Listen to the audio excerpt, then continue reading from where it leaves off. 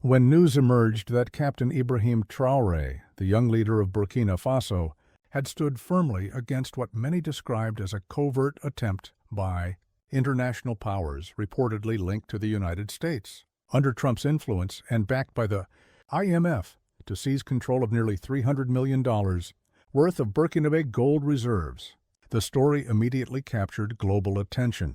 It was not merely about one country's wealth being threatened.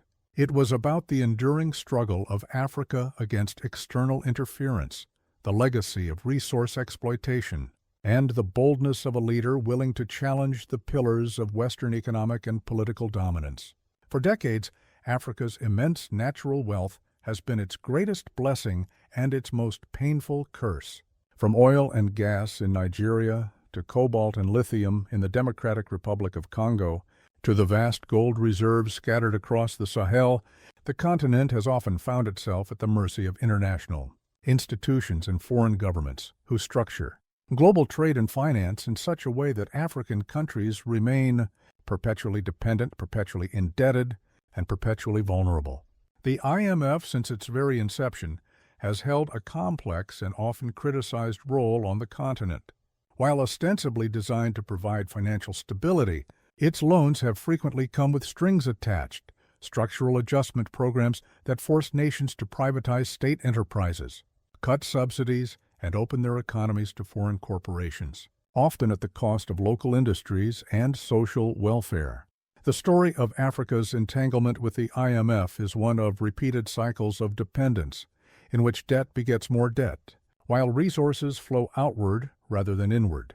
It is within this broader historical context that Traoré's defiance becomes both shocking and deeply symbolic.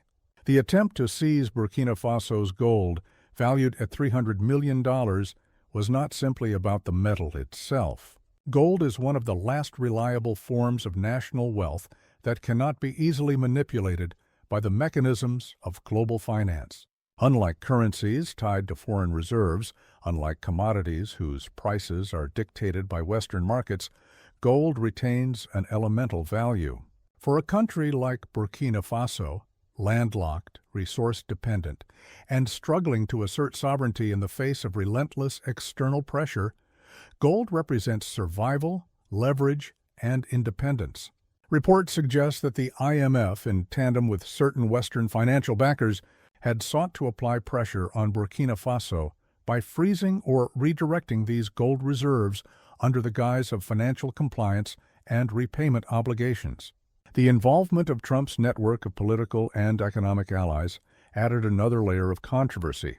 With Trump's policies in the past often described as transactional, protectionist, and rooted in securing material gain for U.S. interests, the notion that his circle would back or encourage such a maneuver is not difficult to imagine. Yet Traoré refused. Instead of bowing to pressure, Traoré declared that Burkina Faso's gold belonged exclusively to the Burkina Faso people, not to Washington, not to the IMF, and not to any foreign creditor seeking to leverage the nation's resources. His refusal to allow the transfer of the gold reserves was more than a financial decision. It was a political declaration, a symbolic rejection of the centuries-long dynamic where Africa was treated as a treasure chest for outsiders to plunder at will. Traoré's stance did not occur in a vacuum. Across Africa, there has been a growing wave of leaders and movements challenging the structures of global dependency. In Mali, Niger, and Guinea, recent years have witnessed military-led governments explicitly distancing themselves from France and Western control, pivoting instead toward partnerships with Russia, China, Turkey, and regional alliances. The creation of the Alliance of Sahel States, for instance, was a direct expression of this desire to forge unity and independence, to build a bloc that could resist coercion from former colonial powers and international institutions.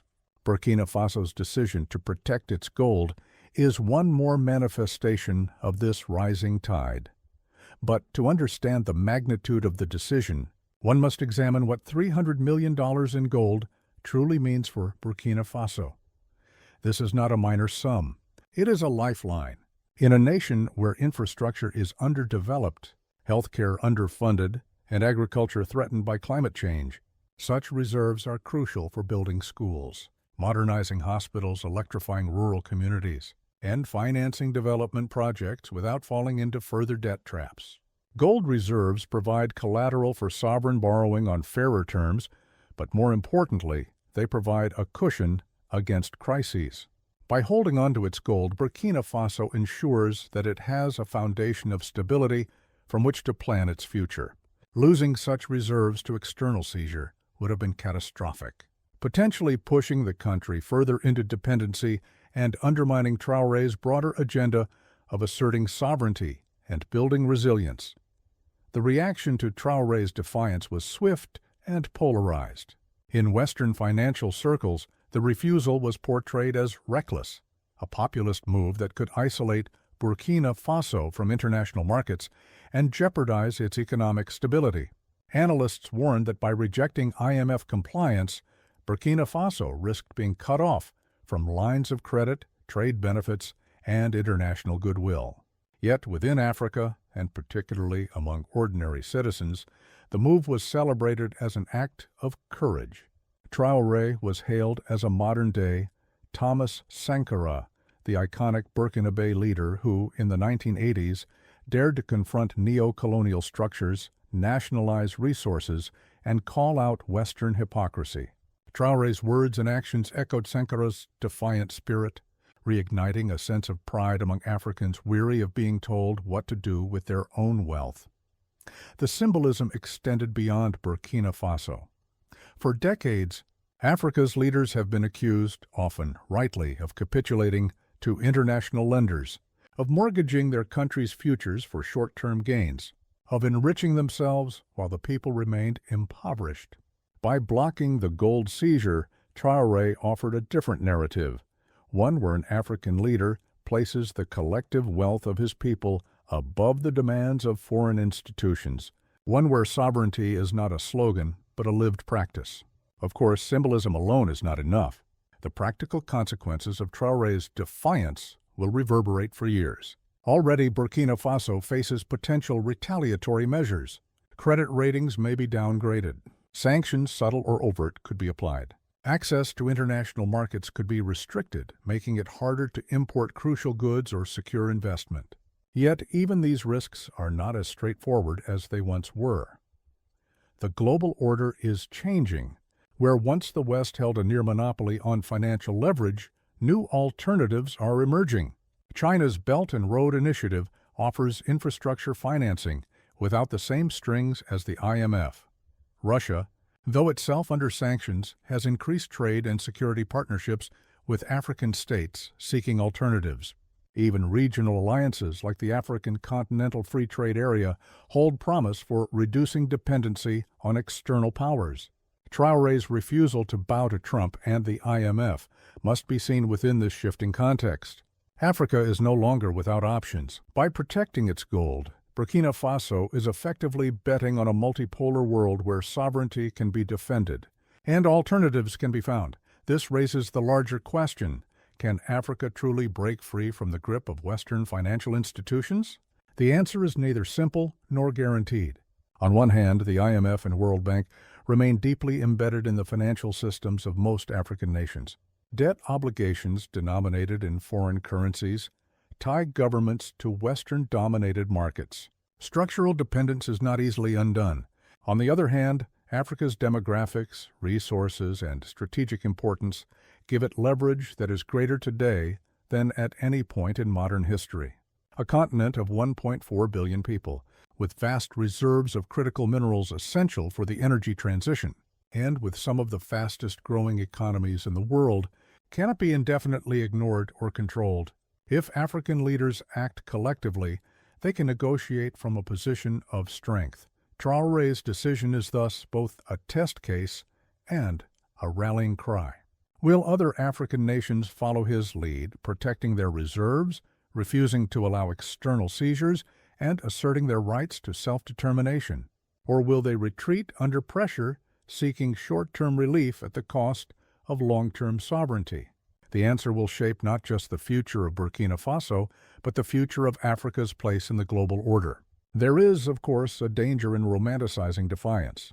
Sovereignty must be accompanied by effective governance, by policies that translate resources into real improvements in the lives of citizens. Traoré cannot simply defend Burkina Faso's gold. He must ensure that it is used wisely, transparently, and for the benefit of the people. Otherwise, his defiance risks becoming hollow symbolism, celebrated abroad but questioned at home. Nevertheless, in an era where global institutions are being challenged, where the West no longer enjoys unquestioned dominance, Traoré's stance resonates far beyond Ouagadougou.